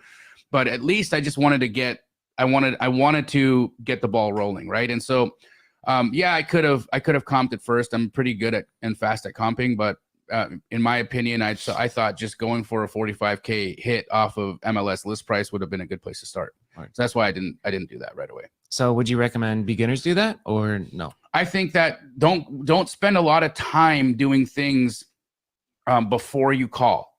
Call first and then look at the number, because here's what happens. People, you'll get stuck comping. You're going to take an hour like trying to comp this deal, and then the day goes by and you've talked to 3 people. Right. I would way rather you talk to 40 people and then, you do all your comping at one time later on. Yeah. You can mess up too. Yep. Yeah, so there's some other sales here that Feel free to use that method. Like however works for you, use whatever works for you. Did he say do the comps after? Yeah, so what he did was this. He just saw a property that looked like an investment, reached out to the agent and offered 45,000 lower than what the list price was, just off the flip without even doing any numbers or comps. Then after the guy said, yeah, when I get back to the office, let's talk about it. Then he knew that guy was open. Then they start doing the comps and then found out like, oh, look at this house, it's worth this or whatever. But I mean, that's Isn't how that kind of risky though? yeah, I Because mean, because you when could I'm do it. looking for those comps, Yeah, you I could do have a house. seen- Like you could do a house and then like you could call the agent, they say yes to your list price, to your offer price, and then you go and look at the area and then like first of all, the list price was way over the safe offer zone, and then second of all, it might not even be a lot of deals selling in that area, or it's a lot of things you could discover after you make an offer to the agent. So I listen, that's the way Jamil does it. I like to do all of my numbers first to make sure that I have something on my hands first. And then, I do all of my calling and then I do my offers and my calls or whatever. And that way I know, at least I'm offering on stuff that is worth offering on or whatever. But, yeah, his way, I would think that you would, waste some amount of time like looking at like making offers on stuff that you haven't comped yet, because when you do comp it, you're gonna have a certain percentage of those that just don't fit. And then you made an offer or That's whatever. what I'm saying. Isn't that kind of risky? Because that's especially for maybe for you that may fly. Maybe you and Grace, because you all have that experience. But when you new, like myself, trying to get it, that may be a little risky for me. Yeah. No, I totally understand. Yeah, I like to know what I'm offering on before I offer. I like to know that this is a deal. This is something that, that I potentially want to buy. And then once I have all that data, then I go call, and if it don't work That's out, it just just like don't work out. that. Yeah, that agent that I talked to, the one I had to make amends with, to keep from getting on this crazy list. Uh-huh. He had all kind of information, about the different comps in the area. Mm-hmm. So, like I said, I wouldn't want to be caught off guard. Well, a lot of times you can if he has information about comps, you can ask him and cross-examine him about the comps, basically. Like you can When he was mentioning comps, I knew what he was talking about because I had Mhm. already saw him.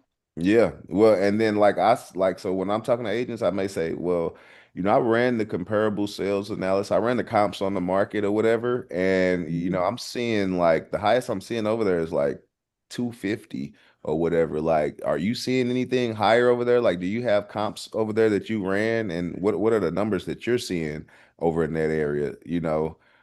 Because we're talking to listing agents. So listing agents have access to the MLS. They have the ability to run comparable sales analysis. They can do it. Now, will they do it?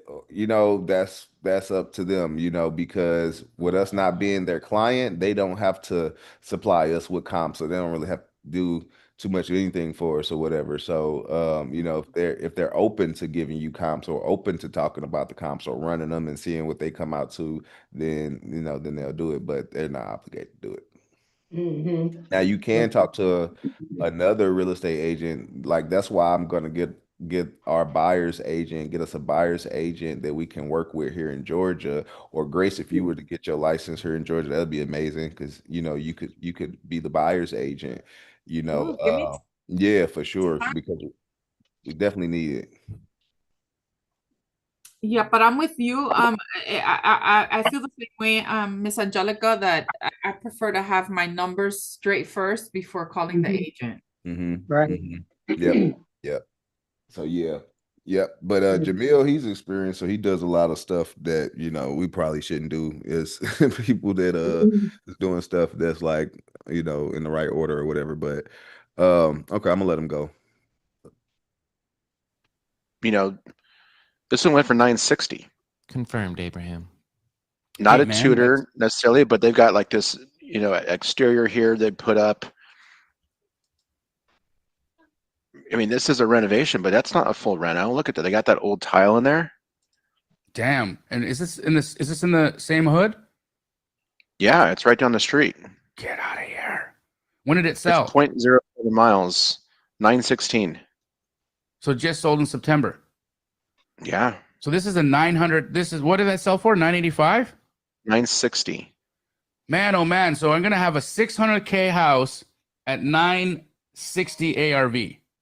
Minus one bed, one bath. It's not cosmetic though, so how much do you think the Renovational cost? Yeah. Oh, it's going to be a full job. So probably about, let's say right now on a full gut, you're talking about between $50 and $60 a square foot.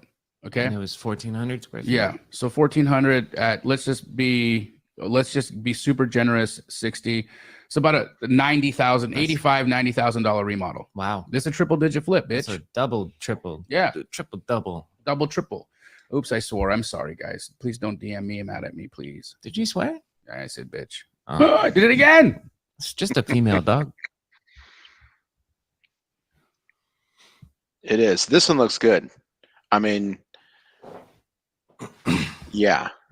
Can I try and answer that? What's the recommended KPI during this season of Agent Outreach? I love 50 a day? Claudio. Claudio, what's up, baby? Claudio, phenomenal dude. He's part of the Sub 2 community. We've longtime supporter. We love you, bro. Yes, Claudio, the agent outreach KPI, at least 50 conversations a day, my man. Conversations, Yes, not calls. 50 conversations. How long do you think that takes? If just going full speed. 960 times, hold on. How long does it take? To get 50 conversations? It depends on how many people take you, answer the phone. It'll take you the day. Yeah.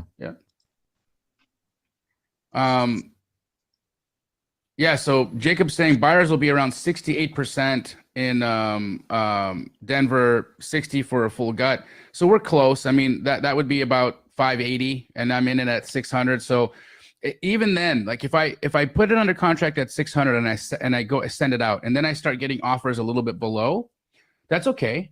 I'll go to a buyer and I'll say, okay, what's your committed number? Like, okay, 590 is your committed number. Great. Sign an assignment. I don't have it. I can't sell it to you quite yet, but I need you committed. I'll get the buyer committed at 590. Then I'll go renegotiate to 580. I'll get the price drop to 580. I'll assign it for 590. I make my 10K and I engineered the deal. Yeah. But I controlled it, right? So it's better to control the deal and then engineer the deal than not. because I can still make this make sense. Mm-hmm. Great point, and thanks for the help, Jacob. So here's another one. It's for sale for $519. Okay. It doesn't need as much work as the last one, but the comp that sold that was flipped, that's right down the way. Well, what was 0.09 Rusty's miles phone away. number, by the way? Can you give me Rusty Wiener's number again? 303-601-5807. Thanks. Do you have a rehab team in Denver? No, I'm going to give this deal to Michelle. Nice. All right. So this one here you get for $519. This one was flipped and sold for $830. So that drops that ARV percentage down to 63% at asking price. Now, minus a bedroom and a bathroom. That's about take 20 grand off. So, we're still below 65%. I love this question. Hold on a second. Dahlia Alexander said, I don't mean to be negative, and I don't take your comment as negative at all, Dahlia. It's inquisitive, and I appreciate it. She says, it seems pretty easy, but however, would it really be that easy for a beginner with no finances to acquire a property? So Dahlia, this is the beauty of what wholesaling is, right? Wholesale is trading in equitable interest. I'm trading contracts. I'm actually not going to buy this house. I'm going to put the house under contract, and I'm going to sell my contract for a fee. Now, is it that easy? I look, I'm a professional at this. I've been doing this a long time, so I'm very confident. I know how to use my words. But this is why we learn, right? So the folks that are in my Astro community, we got Jacob Simpson in here, we got Sharon in here, we got so many incredible Astro community members. You can ask any of them. You learn the terms, you learn the confidence, you gain the skills that make it easy for you to have these conversations. And then when you do pick up the phone and dial, you sound incredible and you know what you're talking about. And then you can actually feel good because you can rely on the fact that you're connected to this incredible community of wholesalers that will dispo your deal for you or bring a buyer. Like, I have no concerns about this property being able to get wholesaled because I got franchises, I got Astro people that can come in and help me get this deal done. So I appreciate the question, and you're probably asking a question that a lot of folks in the chat have. So I'm happy that you did. Thank you for having the confidence to ask that question, and especially because you thought it would come off as negative, and you still had the bravery to ask it. So you're awesome. Oh yeah. All right. So let's call this one. Eliza Sparks is the agent. Okay.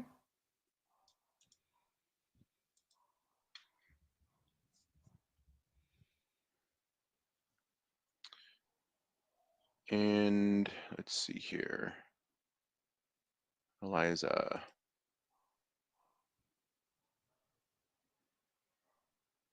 All right. Here's a phone number.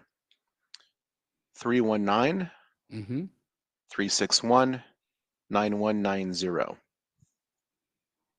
319-361-9190. Yep. Okay. And the property address is 7145 East Colorado Avenue. Okay. Last thing, guys, you understand that when you're doing agent outreach, when you're doing these deals, working through agents, you need a proof of funds. Okay. If you do not have a proof of funds, email flipfundllc@gmail.com. flipfundllc@gmail.com. And I will give you a proof of funds. I have $1 million in an account that I especially earmark for anybody who uses the Flip Funds proof of funds. And that is your financial backing when you write offers. Okay, so go to flipfundllc@gmail.com, send me an email, and we'll get you a proof of funds. So suppose this Rusty thing goes through, you're on the phone later on. Like, at what point does the proof of funds happen? When we're doing the offer. So you're on the phone with them, you say, hey, I want to submit an offer for this property for $600K. Rusty writes it up. Rusty writes up the contract. And then and sends it to me for signatures, and then sends it to a seller for signatures.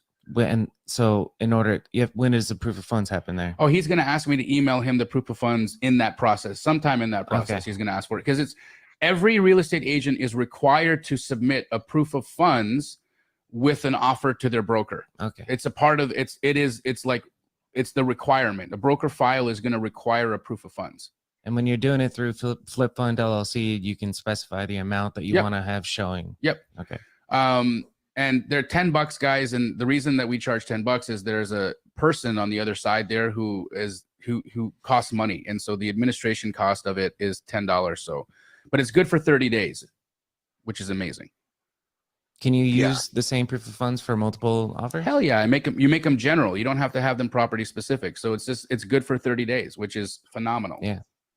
So $10, and then you could submit 100 offers Mm-hmm. in 30 days Mm-hmm. or more. Now they're more professional when you get them property specific. Yeah. But some folks don't have like $10 for every offer. So we'll also give you a general one. Someone says, doesn't the proof of funds have to be in my name? It'll be in your company's name. Correct. So general to the fact you guys said it isn't property specific, but it would be your company Your specific. LLC or your name. Yep. All right. Let's All call right. these guys. So one note about this is that there was a note in the remarks that said that the owner is elderly Okay. and they don't move around well. So I'm not sure if there is something there you can say around that might, show some, that you've done some research, but they're elderly. They need to move out. They're probably moving to a retirement community. They need help getting around. Okay. What's the agent's name? Eliza.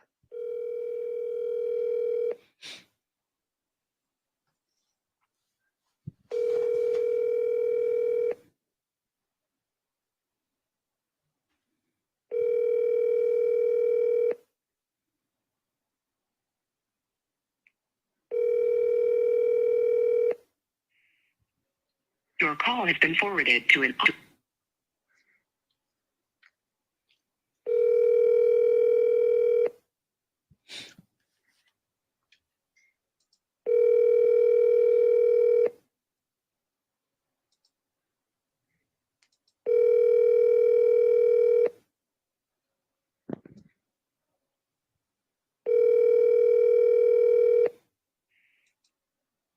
Your call has been forwarded to an automatic voice message system. One more time, because whatever.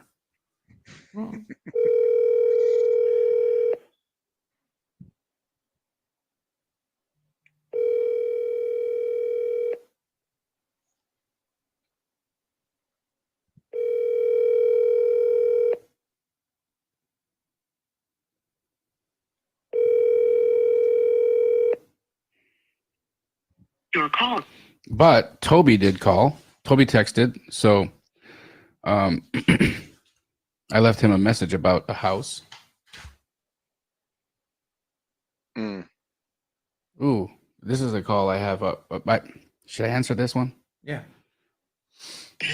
Hey, Christina. Hey, good morning. How are you? Good. How are you? Good. What's happening? Oh, just hanging out on a live stream. What are you doing? I actually just got my nails done. Oh, nice. Nice. What color did you do? Red, and then I'm gonna go get some crazy designs when I get my feet done one of these days. Amazing. I love holiday nails. I know, they're fun. They're fun. So what's going on? Are you still wanting to move forward? Yeah, I signed it last night. Oh, I'm not seeing it. Okay. I signed it right when I texted you. Oh shit. Okay, did you hit finish? Because I don't have Your anything. phone did die. Oh yeah, my phone died. Yeah. Shit. Yeah. My apologies, Christina. I was in the process of signing it last night and my phone died. My guy who's just with me last night when I was doing it reminded me. geez, So okay. yeah, I'm signing it right now. Okay, cool. All right. Yeah, thank you so we're much. moving forward. Awesome. Okay, I will be in touch. And I'll need wire instructions to get the 50K into title. Yeah, and you're leaving tomorrow. You said. I'm leaving tomorrow, so I gotta do this today. Yeah. I'm heading back to my office right now. We have an office meeting. I'll just shoot her over a text, let her know. I'll get them to sign it first, obviously, and just let her know that to send you the wire instructions. Amazing. Awesome. Okay, I will get back to you in a little bit. Appreciate it. Okay, no worries. Thank you. Bye. Bye-bye. I just got a deal under contract yesterday, guys. A house is worth $1.5 million, and I got it for $950. Pow! Somebody ring a bell somewhere. Brent's Yeah. ringing a bell. Pow, pow, pow, pow, pow. Okay, let's call Toby. All right. I'll let him do this last call and then we'll wrap. We'll close out of the video. Okay. Can you pull up the Virginia house? Great. Thank you.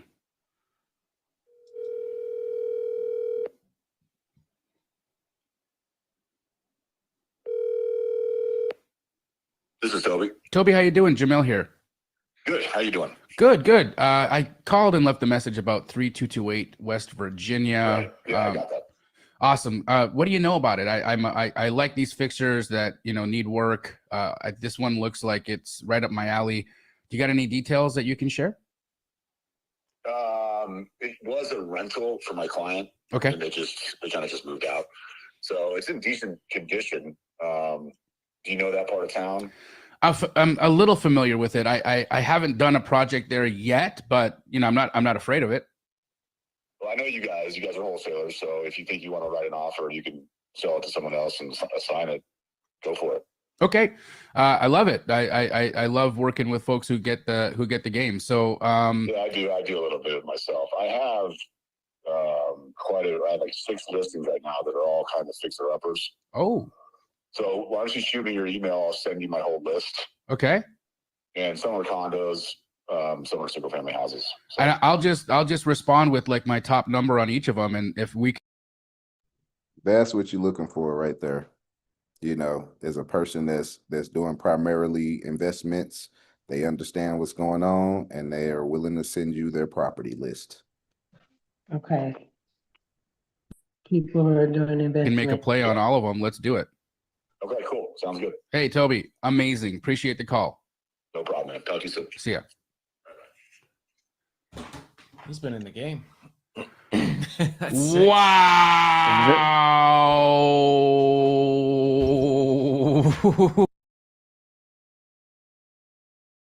Yep. So that's that. So,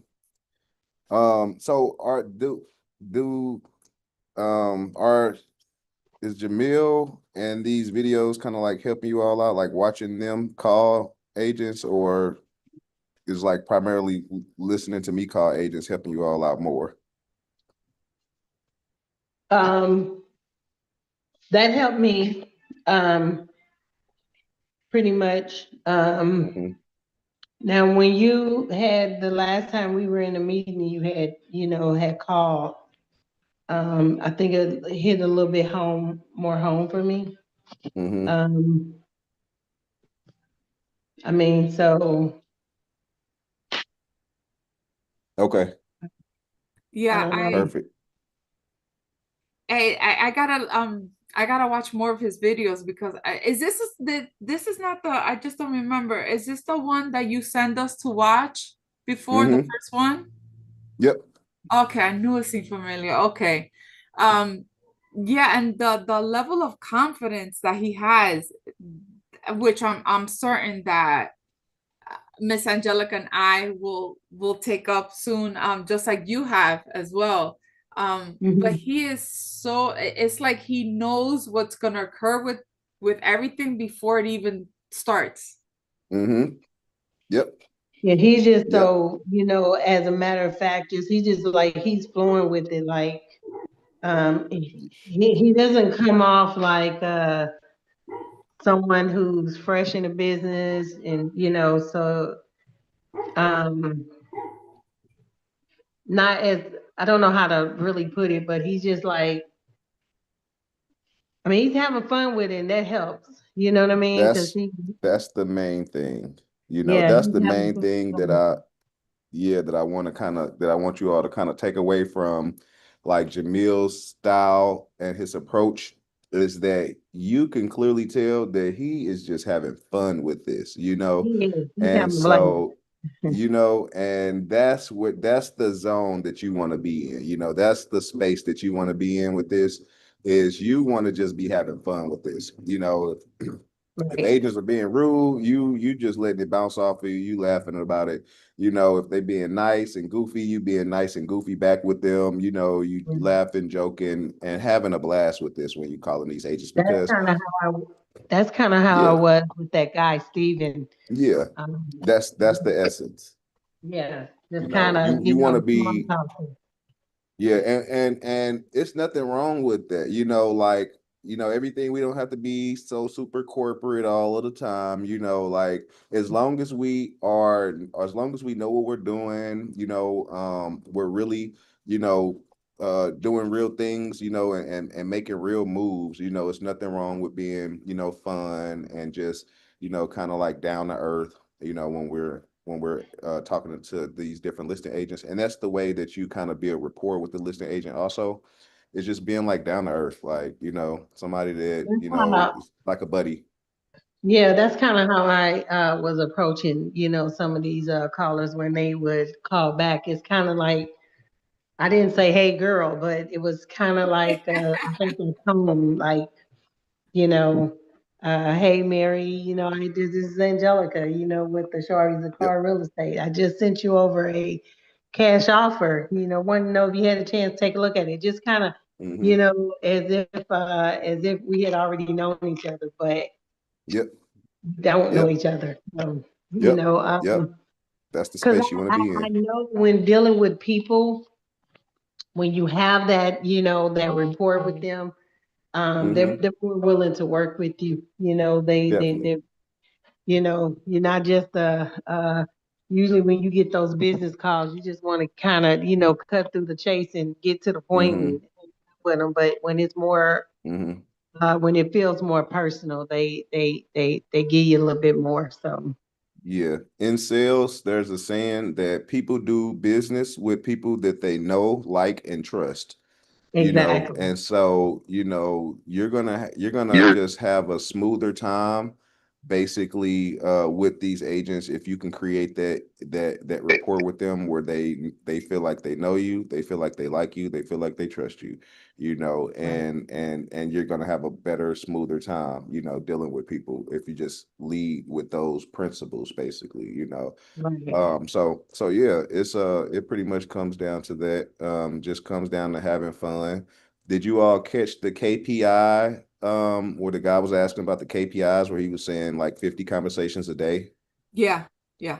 Like that's what they're doing, is 50 conversations a day, and they're doing large. That's just one of the, you know, that's just for one person basically. And then they have like, you know, a lot of people doing that. So they do a lot of deals per Mhm. month, per year, you know, they do like hundreds of deals per year, you know, and do And millions then of some of dollars these people, in like when he fees. was talking to him, you can tell that he had a relationship with him. So Yeah, they were yeah. familiar with who he was with some of Right, them. exactly. Right, exactly. Yep. And that's the situation we want to create too. You know, we want to be known as the buyers. You know, we want to be known in the industry and in our market as like, you know, the people that don't play around, the people that come in, they're buyers, they're buying stuff. You know, if somebody from Ashari's or Car Real Estate calls you, they're serious. You know, they know what they're Mhm. doing. They buy a lot of properties around here, and you know, there's just some good people to work with, trustworthy, upfront, transparent, moral standpoint, everything, you know, and that's the essence that we want to, you know, project out here. So, Right. hmm, That'll work. That'll work. yep, Oh yeah. yep. So we a little late in the call. We're about 2 hours into the call. Did y'all want to hear me do a live call, or did y'all want to just go ahead and wrap up and come back? Did you go, We can do a what y'all live want to call do? on the next one.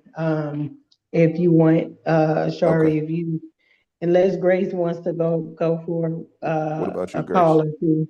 No, it's okay. Yeah, if you do a call, it's great.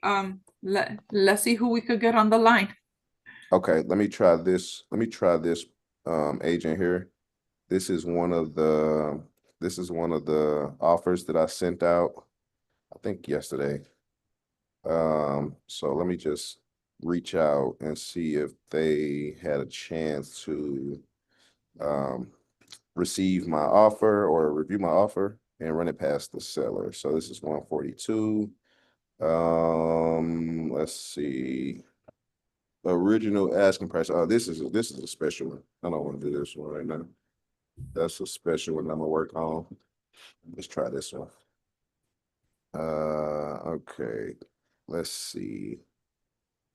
ARV Can you hear me? I have a 340. quick question. Yep. So I found a particular house, right? They're asking like $399 for it, but there's no other houses in that area except well, I found a couple of them. There are a couple of houses in that area, but the one I'm looking at is 4 bedrooms, 3 baths, 4,614 square feet, right? Mhm. The other houses that I'm looking at, they're either 3 bedroom, 2 bath, or 4 bedroom, 2 baths. But the square footage is way smaller. It's like one square footage is 1568, one is 2120, the other one is like 2121. But the price is it's sold for like 375, 380 something, like 389. Yeah. Can I You schedule don't you? want And then the there's one that's actually that matches. It's a 4 bedroom, 3 bath, same as mine, but I can't find the square footage. And I done looked on Google and looked on other sites to try to see if they had showed the square footage, and I can't find the square footage. But the bedroom and the bathrooms are the same size, and that's sold for like 573. Okay. Um, Okay. You want the square footage to be you want it to be no more than 250 square feet outside of what your square footage is. Okay, whether it's up or down, whether it's large, whether it's more Right. or less, right? Right. Exactly. Okay, hmm that's good to know. So, man. Okay. So let's see. I'll call Dana real quick. And then we could work on, like, we can go over some of your properties like after like a little later today after the Okay, call, and then we can okay, I could show you some we can like kind of review things. And okay. Grace, if you ever need to do like go over things privately like outside of the call, we can always do that also, just so you know. Oh, that's all. Thank you. Okay. Yep. Yep. Thank you. Okay, so yep, no problem. So let's get Dana on the line. Let's see. Okay. 678-357-6808. Okay.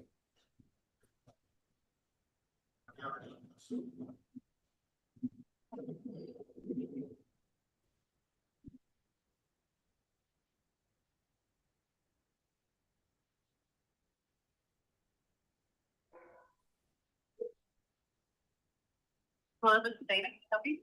Hi, this is Ashari. I'm calling about your property that you have listed, 160 Pine Trail Road in Fayetteville. Mm-hmm. Sure. What can I help you with? I'm interested in purchasing that property. Just calling to get a little information about the property. What's going on with it? I mean, nothing going on. It is what it is. It's a all brick ranch house and with a on a walk-in crawl space. Been on the market a little while. Just market conditions and all of that. So we're Gotcha. selling it as is. You know, it's pretty much original to 1972. We are considering a price reduction here in the next day or two if you want to wait for that. So, Yeah. but what kind of questions would you have? Well, I was seeing the market, the prices that the other properties were selling for in that market. I was just pulling some comps, and I'm trying to get a feel for. I'm an investor. I buy properties to renovate them, and then I turn around and sell them on the market. But I was wondering about the comparable value in the area. I was seeing like 340, 350-ish in that area for properties that are similar square footage, bedrooms, bathrooms. Even a few of them were like remodel, or actually one of them was remodel. I didn't see hardly any remodels except for that one. What are you seeing in that area? I looked at some, properties this morning. They were averaging about 180 square foot, which would take us down to 350, 370. We're considering going a little bit lower than that, so we would be down around probably 178, 179 a square foot, which, for this market is very competitive. So that's what we're looking at. It is, in an estate, so we have several different parties that we have to check with before we can do a price reduction, and we're in the process of doing that right now. Gotcha. But that's kind of what we're looking at, is getting it below the 180 a square foot price mark. Gotcha. Okay. Group sent us an offer a day or so ago at just shy of 205, and the seller said no to that. So if you're thinking about something like that, it's probably not gonna go too far right now. They're not in any hurry to sell it. They don't owe anything on the property. So, I don't know what else to tell you other than that. Gotcha. Yeah, we would be coming in a well lower than list priced, for sure, if we were to do it, just because we're looking at it as basically like a value add update. We'll come in and update the property to basically current market conditions or whatever. And then we'll turn around and resell it. So as I was looking at the pictures, I saw that it was in decent shape, but it did need a lot of updating. Another question I did have for you, I did not see a lot of updated properties in that area. Are there not a lot of, is there not like really any investment activity in that area, or is a lot of property selling in original condition? In that area, that's a tough thing for me to answer. I'm gonna say that probably most properties are being sold, not with the latest updates, I should say, I guess. It's just kind of one of those areas where the properties are a little bit lower priced, there's a lot of traffic in that area just because of where the property is located. There's a lot of retail in that area. And other than that, it's a great neighborhood. It's a quiet street and everything, but there is a lot of foot traffic. There's a lot of car traffic. There's a lot of that. So there's a lot of rentals too, I would say. Yeah. First time home buyer type properties, which is probably what this one would probably be, just based on the neighborhood. So I don't know if that helps you at all. Yeah, definitely does. It definitely does. Yeah, I'm for sure interested, because just primarily because of the area. But like I said, I'm not at list price. I would be more so in the range of like 245-ish. Is that something that you think that the seller would be open to, just realistically speaking? Probably not. What I tell you, we just turned down an offer today that I presented to her that was, let me pull that again and look at, 205. She's thinking about going down to, like I said, 340. So I don't know that 100,000 less than that would entice her. And like I said, she co-owns it with another person, and so we have to get everybody on board. And the other person lives overseas, so sometimes hearing back from them takes a couple days or longer. But I can verbally present that. Or you can send me an email. You don't have to write everything up, and I can present it to her. That's all I can do. I would make the calls, that. Yeah, no, I totally understand, and I appreciate you. Yeah, and I'm just looking at the fact that it is going to need some updating, and so if I was to buy it, you know, I don't want to buy it close to retail price if I'm still needing to update. Yeah, yeah, yep, You gotta be spending money and you gotta make money, yep, so. yep. But, Okay. Okay, perfect. Well, yeah, I'll go ahead and get over an email to you and it'll have my offer in there. And yeah, I guess just let me know what the seller thinks and if they're open to it, you know, I'll be ready to move forward ASAP. Okay, all right, just send it over and I'll present it. We'll Okay. see what happens. Will do. Also, yeah, also if you come across any other investment properties or anything that you think might be a great investment, definitely keep me top of mind. Sure. I'm always looking. Well, you know, the market is, you know, the market. I'm sure Yeah. you know the market. We're getting ready. They keep telling us we got a lot of previous rentals getting ready to hit the market. Mhm. Haven't really seen that yet. We'll see what happens. Those would be the type of properties you'd be interested in, I'm assuming. Most definitely. But what I've heard is, you know, there's, you know, we got a lot of people going back to South America and most of them were renters and a lot of those properties are getting ready to hit the market is what we're told. So Mhm. I keep my eyes open for those. I Yep. know you are. I know you're diligently searching. Yep. So if anything we can help you on, just let us know. Okay, that sounds absolutely amazing. I really appreciate you, Dan. All right. Thanks for calling. Okay, no problem. Thank you. Bye-bye. All righty, guys. What you think? That was a good call. Nice. That was an awesome call, and they had a lot of info in there. Yeah, Nice. Yeah, that was Yeah. pretty good. that was YouTube Nice, earlier, Shari. Nice. Oh, yeah. I'm glad it was a valuable call. Yeah, she was very informative and you know, she wasn't rude or mean or anything like that. Right. Yep. And that's kind of like my process. I basically just like kind of just find out information about the deal, kind of get a feel for where the seller is. As you all saw, she kind of told me the offer that they just got a few days ago that they turned down for 205 or whatever. And so that kind of that put me in the range of knowing, you know, where I probably needed to make a soft offer at. And that's nowhere near where like the safe offer is, and I know that like you know the safe offer is 136, and that's actually what I sent her. She actually has this email in her inbox right now with the 136 offer, but I knew that because they just turned down a 205 offer, you know, to come in at a just verbally a 245, just you know, just to test the waters is what I was doing with that. Mm-hmm. Yep. So.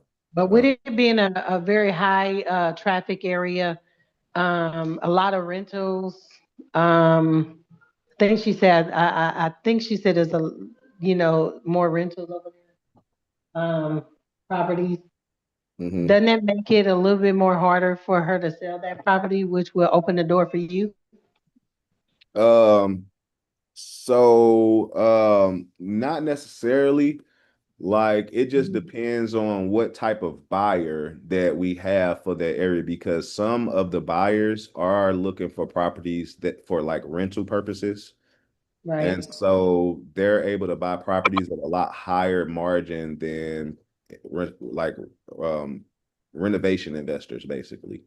And When so when people buy these homes that are for sale close to the asking price, it's Mhm. because they are looking to renovate the property, and that's probably they're willing to pay close to the asking price. It's because they're looking to rent the property. That's what I was asking. Yep. Because they're looking to rent it, they're willing to pay close to the asking price. Yep. But if they were looking to renovate the property, then of course they're gonna always shoot lower, right? Yep. You're gonna need a larger, you're gonna need like a larger like spread if you're gonna do a renovation because you're gonna have renovation costs. And so a person who's gonna come in and rent the property, they're not necessarily looking to have that property at the tip top market condition, you know, because they're just basically going to rent it out you know, so a tenant that they're going to rent it out to is not necessarily going to require it or, you know, to be like top market condition. So they may be able to come in and buy that property at like 70% of like the market value, and then they'll rent it out, you know, at whatever rental price, $1,200, $1,300 a month. And then that's going to create like what's called a cap rate, basically like a capitalization rate. And what that is, like explained easily, is like, let's just say a person paid $150,000 for a house, right? And let me pull up my calculator. So let's say that a person paid $150,000 per house, or for the house, and let's say that the rent in that area is $1,500 a month, you know, or let's say it's $1,200 a month. So they paid 150, and so I know it's real low, but let's just use just low numbers or whatever for demonstration purposes. But so they're paying $1,200 a month, and they're gonna pay $1,200 a month for 12 months. So that house is gonna make $1,400 and $400 per month, basically, you know. So then to get the capitalization rate, so let's just say that so in order to get the money back, like $150,000, basically, they're gonna have to rent that property out. They're gonna have to rent that property out for a number of different years, in order to recoup their $150,000, right? So let's see. I believe, if I remember correctly, it slipped my mind how to do this cap rate calculation, but I believe it's 1,400 divided by $150,000 should get us the cap rate. Yeah, I think we switch this right here and put this over here, put this decimal point two points over, and it's a 9.6% capitalization rate, cap rate, basically. And so this number is important to like rental investors, because it's telling the rental investor that they're gonna make 9.6% of their money back per year that they have this property rented out. And like anything that's over like a 6% cap rate is a really good cap rate for an investor. So rental investors are going to be looking at that calculation, not, you know, ARV minus, you know, repairs minus profit minus whatever equals, this is how much I need to buy the property for. A rental investor is going to look at, okay, if I bought this property at 150,000, and it rents out for 1,200, then I'm gonna have a 9.6 cap rate, and that's a good investment for me. So yes, I'll buy. And so that particular deal, it could possibly be a deal for a rental investor. So basically in that area, like let's just say if we looked in that area, let's say I should already have it pulled up. Okay, so here's the deal. Here's the property. So Zillow should tell me how much rent is in this area. A lot of times it does. It should give me like a rental estimate, and it's somewhere on this page, if I'm not And mistaken. then this owner, she doesn't owe anything on this property. Plus, she's sharing the decision with someone else who's overseas. Right. So they can afford to take their time on that. They could afford to take their time, but then also they could afford to go lower than the price that they are at right now. It's just at their prerogative. And it's most likely a probate deal. It most likely was a property that was passed down to the beneficiaries of an estate, basically. And so that's why they have to have multiple people make the decision. But if you look here, Zestimate estimates the rent in that area to be $25.62. And so if we did let's say we did 25.62 times 12 equals $30,744 divided by, let's just say if we were to get the property at, you know, my offer of 240, let's say we got it at 240 and sold it at 260, and the investor bought it from us at 260. So 260, right? and that would be a 11.8% cap rate. So great investment, for a rental investor, basically, if they was to accept our offer or whatnot. So, But it's still a possibility that they could wind up calling you back. definitely.